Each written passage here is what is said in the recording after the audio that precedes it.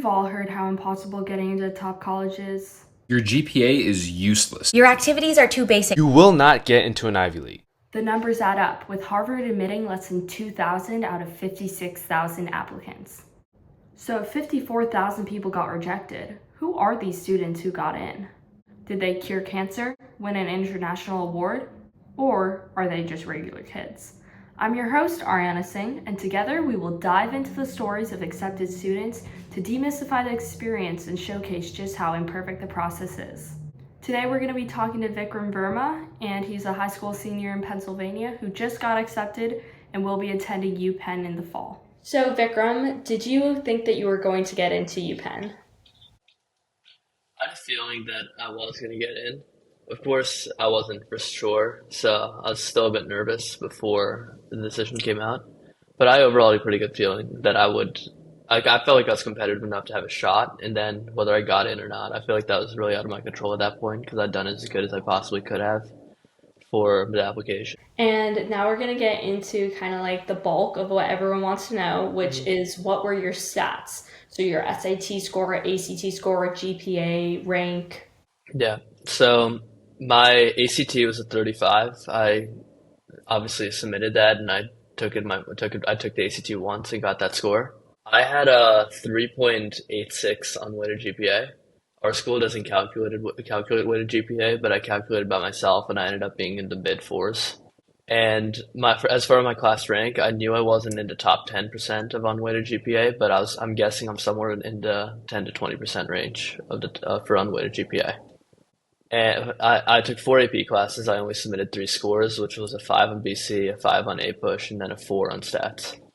So how did your stats compare to those of your peers? So 9 people from my school applied, 4 got in. Two of the 9 were people that really didn't feel competitive at all. Both were legacies, but both had 3.6 unweighted. So we kind of felt like if they got in, it's because of legacy and not because of their stats. So of the other 7, 5 of them had a better unweighted GPA than me. But I would say I had the best test score, at least for the ACTs, which were 3 of them. I was the only person that submitted the ACT, and of the people who took the SAT, no one submitted the SAT. And I would say overall, like how hard of the classes I took every single advanced class I could have in high school, except for taking AP Lit my junior year. So I feel like I was at least near the top, if not the top, of my course schedule and how hard it was. Okay.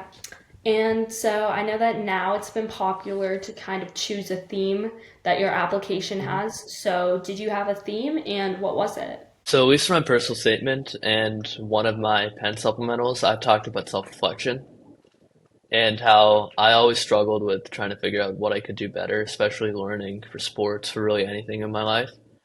So my personal statement really hinged around me figuring out how to get better in certain stuff. And not only that's it's a vague concept on how to get better, but it's how to put myself in a situation that I can succeed more efficiently and have a better chance of succeeding. And my first Penn supplemental, the one about the thank you letter, I used that opportunity to really talk about one of the conversations that I think really changed my outlook on how I view school and how I view life as a whole. And I went back to the theme of self-reflection and how that one conversation made me think more about how I was approaching certain classes in my life, especially classes like English, where I really had an opportunity to improve my writing, but never did, of a fear of being wrong. And so you mentioned essays, and I was just wondering, so how did you incorporate the things that you did in your extracurriculars into your essays? So Penn doesn't really give the best opportunity to talk about your extracurriculars. So what I did, at least for my second and third Penn essays, one of them is about the communities essay and the other is the academics essay. I broke up my extracurriculars into ones I could talk about that are for the community, like my sports ones, like my performing ones. And I talked about that in the second essay, explaining how I still want to be part of the club water polo team, like I played varsity water polo for my high school. And I talked about wanting to be a part of the Penn Symphonic Orchestra because I played for my school's band. And for the third supplemental, I talked about some of the more academic extracurriculars I had, like math club, like tutoring, and I talked about how I'd also incorporate those to further my understanding of people and to study different concepts rather than the ones I'm just learning at school. And be honest, what do you think got you in? I think my interview got me in Really? more than anything. Yeah, because I mean, our school is not like it's a private school, but it's not what I'd really consider a feeder to UPenn. And of course, my GPA was like 3.86, even unweighted, is still below average for what Penn takes. And even a 35 ACT, sure, I didn't have elite extracurriculars. I had solid ones, but nothing really special. But I honestly feel like I've really just approached that interview correctly, and the trick is just to relax. I'm someone who like has conversations with people regularly, so t doing the interview wasn't really anything too stressed for me. And I think I was just able to talk about this stuff, especially I wasn't able to talk about my supplementals to really just give a broader view of who I really am in my interview. All right, my next question is there anything that you did in high school that you wanted to do for your application, but you think ended up being pointless? In all honesty, I never really thought about structuring what I did in high school to get into college until my junior year. So, if anything, I think the one thing that I kind of wish I didn't do was do a bunch of different clubs that I really didn't have interest in. Because in the end, I only had 10 spots, and for maybe I think only three clubs made it onto my top 10 activities. So there's a couple clubs I was really just doing because I thought it looked good in the application. Then realized a year later I wouldn't really have had any room for it. And then of course there's the clubs that I just do to hang around friends, and I think that's perfectly okay, and you should absolutely go and do that. And along with that, was there any insecurity or weak part of your application that actually ended up not mattering? I mean, of course, I don't know how it would have panned out for other schools, but I felt like the only thing that like absolutely might have kept me out of Penn or kept me getting deferred was my GPA. But I feel like that was the only thing I was really a bit worried about for the application because I felt good about everything else.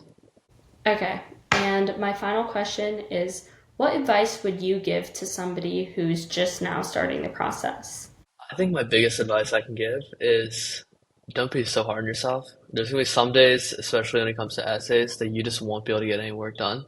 And then a day later you might be able to write two whole supplementals. So it really just comes to not putting too much pressure on yourself to have something that some like certain deadlines set every day. Just make sure you're getting a bit of work done every day, and every day your thought process can be different. Sometimes it's good to look back on previous supplementals and see if you have something new to add.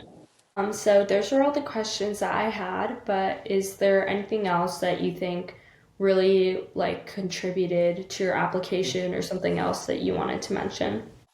I mean, you can ask my parents. They thought I spent way too much time watching sports, especially while doing my homework. When the Phillies were in the playoffs, I'd always be doing my homework while watching the games. Sometimes even writing supplementals while watching the games. And I feel like part of it's just you should have fun as well. Just watch if you're getting your everything done, you should be able to have the free time. So I don't think you have to devote all your time to academics. And especially now, but even last year, if I after I got done school, if there was this basketball game going on, I'd stay at school, get my homework done before the game, watch the game with my friends, and then come home. Sometimes I'd even drive out on Friday nights or even school nights to go to away games, even an hour away. Because part of it also is you're going to be so much better in school if you're just in a better mood.